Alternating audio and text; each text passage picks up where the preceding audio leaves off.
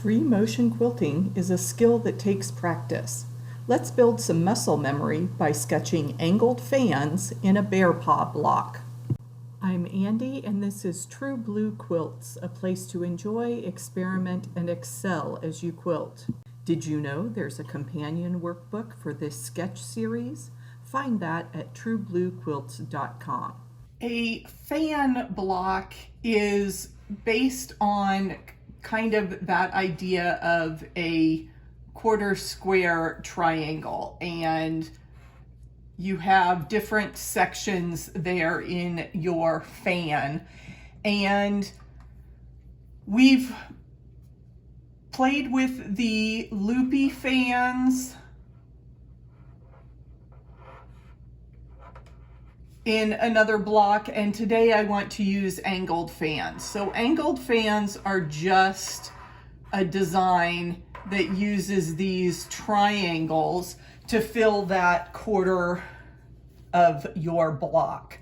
Looking at the traditional Bear Paw, I'm going to start at the corner, and I like to fill my center first, and then I can fill the rest of the space with those blocks. And you can travel out, and in this case I would like to do just some simple echoing of the claws there, and then I would be able to travel down to the next block. So again, I'm going to make my triangle in the center as best I can, and then fill in the sides with the other triangles. And then you can travel and